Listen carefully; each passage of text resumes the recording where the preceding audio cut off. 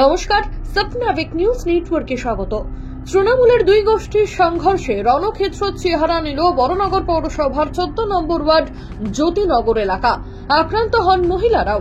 ঘটনাস্থলে পুলিশ পৌঁছলে প্রশাসনিক আধিকারিকদের ধাক্কাধাক্কি করা হয় বলে অভিযোগ। ঘটনা প্রসঙ্গে বিস্তারিতভাবে জানবো আমাদের প্রতিনিধি রাজাদের কাছ থেকে। রাজাদা, কি নিয়ে গন্ডগোলের সূত্রপাত? গতকাল সকালবেলা স্কুলের ছাত্রদের মধ্যে প্রথমে গন্ডগোল হয় এবং সেই গন্ডগোলের জের গতকাল রাত্রিবেলা বড়নগর পৌরসভা 14 নম্বর ওয়ার্ড জ্যোতিনগর এলাকায় এসে পড়ে এবং যুব তৃণমূলের নেতা অজয় গুপ্তা গোষ্ঠীর সঙ্গে বড়নগর পৌরসভা 14 নম্বর ওয়ার্ডের কাউন্সিলর শান্তনু মজুমদার ওভাবে মেজো তার গোষ্ঠীর সঙ্গে কিন্তু সংঘর্ষ হয় এবং সংঘর্ষে মোট 5 জন আহত হয়েছে দুপক্ষের এবং ঘটনাকে কেন্দ্র করে এলাকায় উত্তেজনা তৈরি হয়। মহিলারা যথেষ্ট আতঙ্কিত হয়ে পড়ে। খবর পেয়ে ঘটনাস্থলে যায় বড়নগর থানার বিশাল পুলিশ বাহিনী।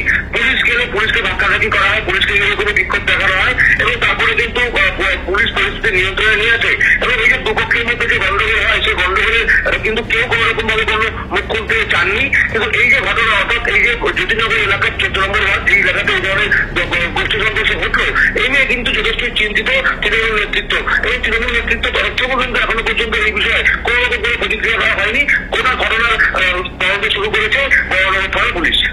অনেক ধন্যবাদ রাজাদার, সঙ্গে থাকো। কি বলছেন স্থানীয় বাসিন্দারা, শুনবো।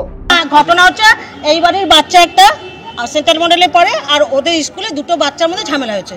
স্কুলে ঝামেলা মিটে যাওয়ার পর এখানে এসে ও বাচ্চাটাকে মারবে এবং ওর বাবাকে মারবে। ওই মারামারির থেকে এবার এই ছেলেগুলি বাবা মাকে ফোন না করে তার মোস্তানদের ফোন করেছে, বন্ধুদের ফোন করে এসে ধাপা ধাপ এই ছেলেগুলো এসে আমাদের পাড়ার ছেলেগুলিকে মেরেছে। আমরা তো বোধহয় আলমবাজারের ছেলে, ওই ছেলেগুলোকে ছেলেকে ধরেছে।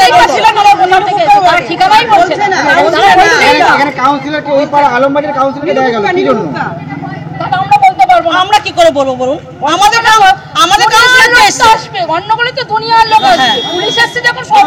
এই গন্ডগোলে জড়িয়ে পড়া আরো এক স্থানীয় যুবক ঠিক কি অভিযোগ করলেন, শুনবো। তার সঙ্গে স্কুলে ঝামেলা হয়, ঝামেলা হওয়ার পর ওটা স্কুলের ঝামেলাটা বাড়িতে আসে, তো 3টে ছেলে মিলে ওই ছেলেটাকে মারতে আসে।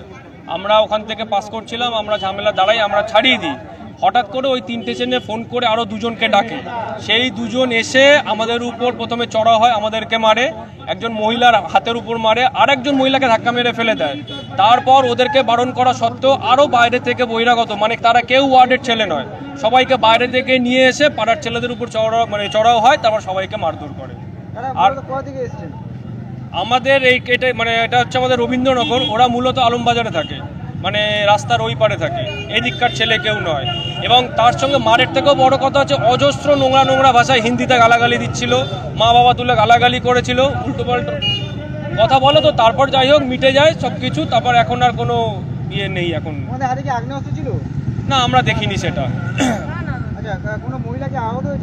ধস্তাধস্তি এমনি হালকা হয়তো চোট লেগেছে, কিন্তু সেরকম বড় কিছু কারোর লেগেছে বলে আমি জানি না, কিন্তু ধস্তাধস্তি তো হালকা হতে পারে।